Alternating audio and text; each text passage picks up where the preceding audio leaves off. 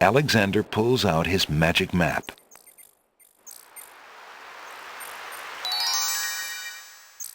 Alexander feels a strange pulling sensation.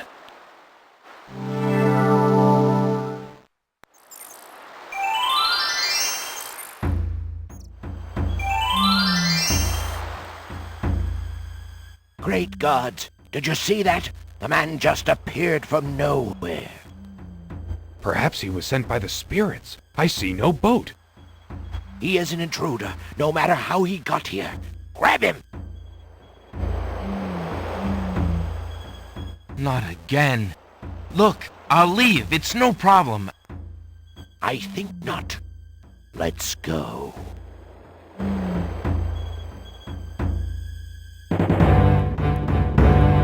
Alexander is frozen at the spectacle before him. Robed figures are gathered around a bonfire. Some mystical ceremony is taking place, but as to its purpose, Alexander has no clue. We found a trespasser on the beach, Archdruid. Uh-oh, Archdruid. Now what has Alexander wandered into? This must be the foreigner we were warned about. How appropriate that he should come during our rain festival. Place him in the sacrificial cage. Wait! I must rescue the princess! There's an ancient Druid saying, a man who would save others must first save himself. Alexander is pushed into the confining wicker cage.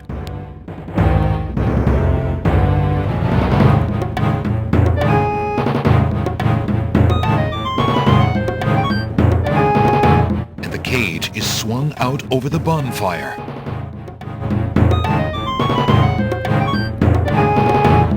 Alexander starts to feel a little warm. The bottom of the cage is getting uncomfortably hot. This cage is really hot. Fire in the cage. Alexander pulls out Beauty's old slave clothes, desperate to beat out the flames. The flame is extinguished, but the clothes themselves burn to cinders. Alexander won't be able to keep the cage from igniting for long. The heat and movement must have jarred something. Something that Alexander's carrying is starting to jiggle around. Egad, something's really percolating. The water in Alexander's lamp is hot. It's just about boiling.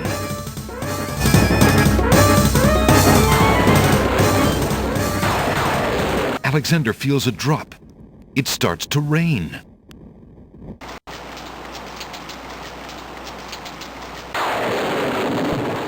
That man is a powerful nature wizard. By the sacred oak, let him down!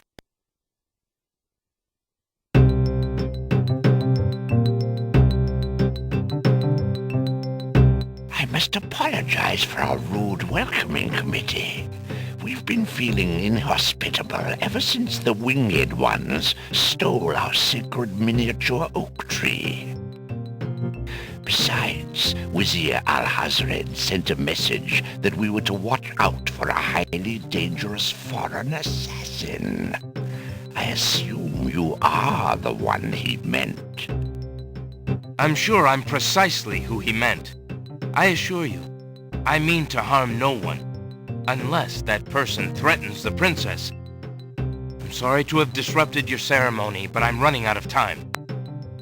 What is it that you seek? The oracle on the Isle of the Sacred Mountain told me I should speak to you about the realm of the dead. She told me of 2 souls in unrest there that I might be able to free. Free souls in the realm of the dead? You're mad! The souls might be able to help me on my mission to save the princess. It's imperative that I do everything I can. The risks are not important. No. And yet getting yourself killed will hardly help the princess. But I will tell you what I know. Legend has it that it is the right of any human to challenge the Lord of the Dead in order to save his own life or the life of another already past. But the knowledge of how to do this was lost centuries ago. I have only heard of one who tried it, a young knight who came to the land of the Green Isles from a distant land long ago. According to the story, he was determined to challenge the Lord of the Dead for the soul of his dead lover. It is said that he tamed the Lord of the Dead's horse, a black-winged, demon-hearted beast named Nightmare. Nightmare sometimes flies to the human world to feed on certain noxious plants. Those unfortunate enough to see her are glad to escape with their very souls intact.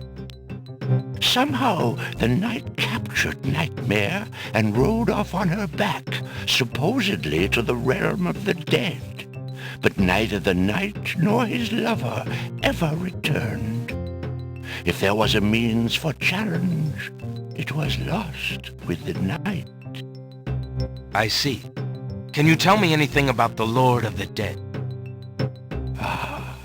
That is a blacker matter still. To the Druids, he is Samhain, lord of coldness and despair. Samhain was once a man like you or I, but he insulted the gods and was sentenced to rule the underworld. Immortal he is and mateless, robbed of sleep, robbed of movement, robbed of companionship. It is said that he hates all mortals even more for the mortality that he lost. That is all I know. Interesting. I shall remember. Now look how the oak embers of our bonfire still glow hot despite the rain. If you're bent on your course, you'll need courage that's just as impervious to the chill. May your luck last longer than your storm, brave one. May it indeed. Thank you, Archdruid.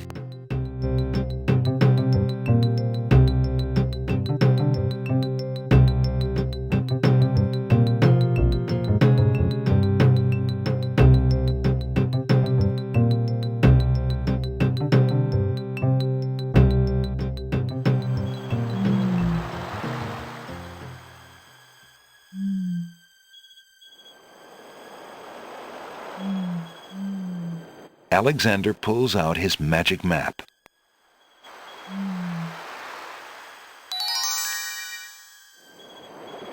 Alexander feels a strange pulling sensation.